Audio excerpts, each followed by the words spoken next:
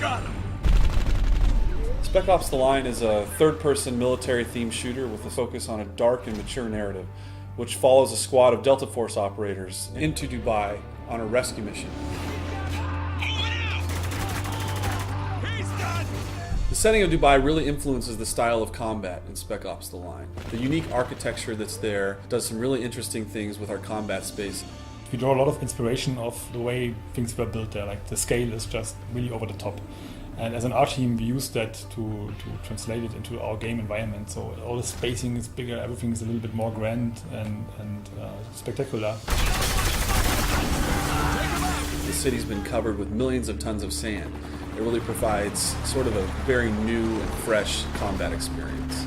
One of the elements that's very interesting is the fact that you're quite often walking on what you perceive to be solid ground, but actually you may be walking on a dune that's covering a 30-story skyscraper. During combat, you have to constantly be thinking about where you're standing and where you're located, and you may even tumble through a skylight in a building into an entombed space that's been covered by sand. Throughout the game, the player encounters opportunities to leverage the power of the sand to help him basically to kill enemies or open new pathways. You basically see sand piled up behind a window, and you shoot the window, and sand comes pouring out. So there's a number of locations in the game where out of the narrative grew an opportunity for us to let the player make a choice. This is a test. Yes, it is. The civilian on the right stole water. A capital offense. The soldier on the left was sent to apprehend him, which he did, killing the man's family in the process. So these are not binary choose A to do the good thing or choose B to do the bad thing types of choices that are presented to the player. When you make a decision in the game, what we wanted to achieve is that you sit there and you really question your own moral and you question your own values. Wow.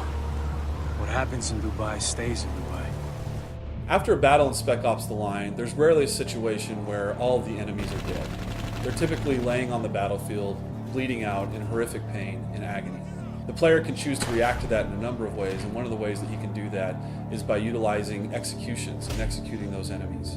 Since Spec Ops The Line is a realistic shooter and you're up against humans with guns, it was always very important for us to make sure that there is enough variety in gunplay and in enemy behavior. So we created all those different enemy types to make sure that there's always enough variety and fun to fight those guys. It was too close, Walker!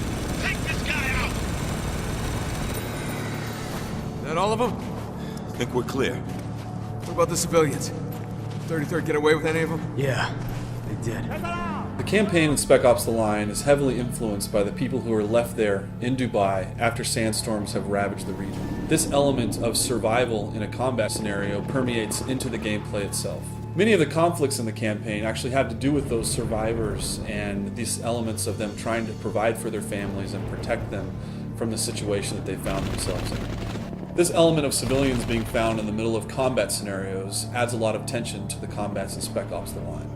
The CIA doesn't start when you can't finish. Well, now's the time to prove it, because I'm not telling you shit.